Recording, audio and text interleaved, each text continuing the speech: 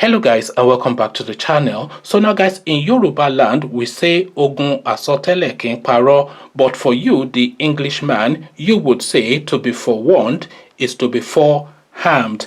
Guys, I bring you this: Adebanjo to Tinubu, leave APC now. So quite short and to the point, and there's no mistaking what this guy is saying to the Asiwaju of APC. So again, the headline: Adebanjo to Tinubu, pointedly he's saying it, leave APC now. So now let's now see why Adebanjo, Chief Adebanjo should I say, is saying this to Tinubu. Elder statesman and Afenifere leader Chief Ayo Adebanjo has urged former governor of Lagos State Asiwaju Bola Tinubu to leave All Progressive Congress APC to avoid further embarrassment to his political career.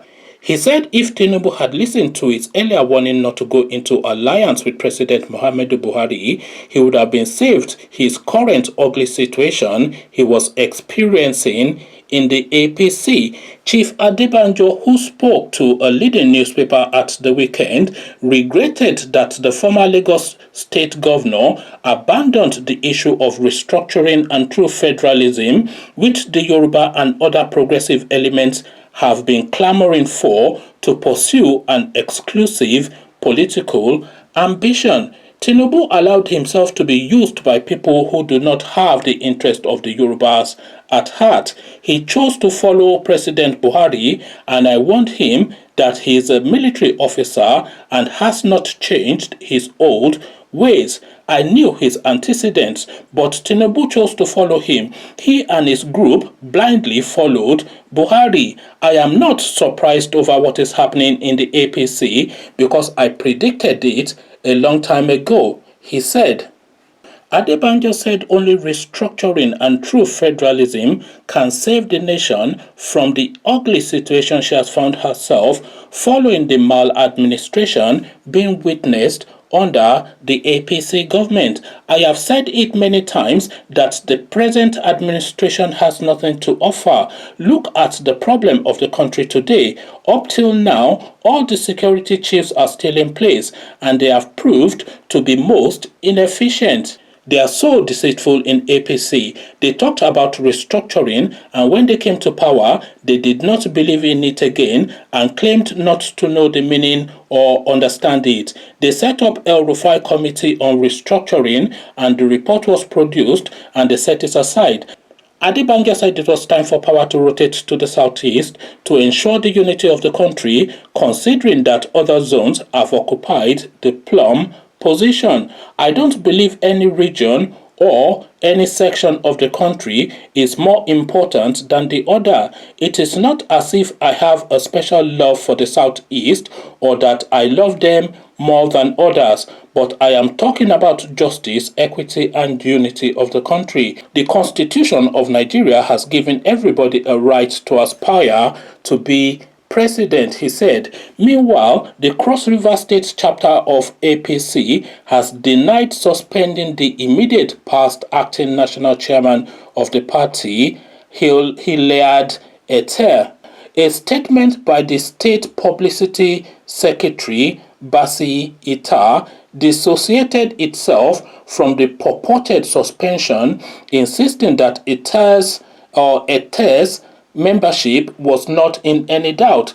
The said signatory is not and has never been the secretary of our party and can be better described as an imposter. Hilliard Eter's membership of our party remains intact, just as he has never committed any constitutional breach that would warrant his suspension. So really, that's just as an aside, really, is an appendage to the main story, which is of course the warnings that everybody gave Tinubu, that look, don't go into an alliance with, especially not even the northerners in general, because we cannot color all of the northerners with the same hue. We cannot say they're all the same because they are not all the same. There are no set of people that are all the same, but largely there's a significant element within their society that is of a particular way, and that is exemplified in the personage of a person like Malam Buhari. Is devious, is sneaky, is low of weight but rigid of mind, is unwielding, unflexible, inflexible even. Is just one of those kind of people you don't even need to know him on a personal note to get the feel and texture of the person, but the people who have interacted with him at the high levels of the Nigerian society, with this Chief Adebanjo will be one of, have warned Tinubu copiously that don't really follow this guy because he's one of those and is of that type. He's fundamentally a Fulani, is essentially innately a Fulani, and that treachery that is in their DNA will come to bear at some point. But Tinubu, of course, ever want to give himself a pat on the back, thought there was no way that Buhari could be clever enough to outmaneuver him. And Buhari will present as a docile man when he's in need. You also saw him how he was campaigning prior to the 2015 election, and the language and the texture of that campaign is completely different from the experience that Nigerians have been vested upon by now this guy being in power. So two different elements, and he has always been like this. He has been a rigid man all the way through. I remember he did an interview, rather not an election but an interview. He did an interview in the build up to that 2015 election, and they were asking him if he had reformed and if he was a Democrat now. He said, yes, I am a Democrat now because that is the new dispensation, but as a person I have not really changed that much. So if he's saying then in 2014 thereabout that as a person he has not really changed that much, then what behoves then is then you go look at his personage all the way through to see what sort of a person is going to be presenting himself as the president of Nigeria, because of course his whole history is a public history right from his 30s thereabout up till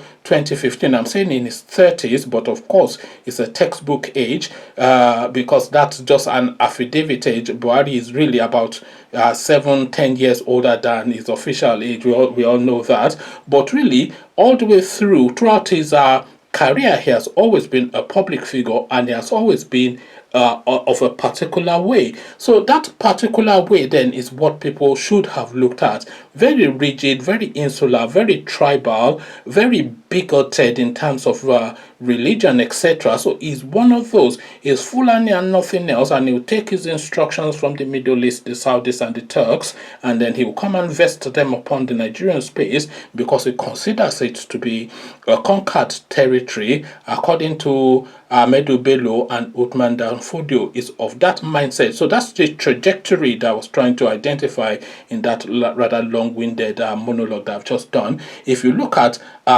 Ahmedu Bello and the things that he has said, that they would rule Nigeria all the way to the sea. This is what Ahmedu Bello said, and this is what we're now seeing being vested now, being manifested within the Nigerian space. So he's always been like that, and everybody that's been able to pick up the signals, which is quite easily picked up. I've warned Tinubu that if you go into an alliance with this guy, it will be cause for regret. But then of course he was backing himself that how smart can a Malam be that I will not outsmart him. But then of course now we're seeing who's smarter. Conversations in the comment section, to be forewarned is to be foreharmed, and the harm is now coming plentifully and quite brutishly in Tinubu's direction. What says you? Come share thoughts. But before you do that, click on the red subscribe button so it turns gray. The bell button notifies you every time I drop a new video. Click on like as well because that helps with the YouTube algorithm. Once you've done all three, then come join me in the comment section. Let's evolve this conversation together. So I'll leave you here. Carry this conversation on with you in the comment section. But here I say peace.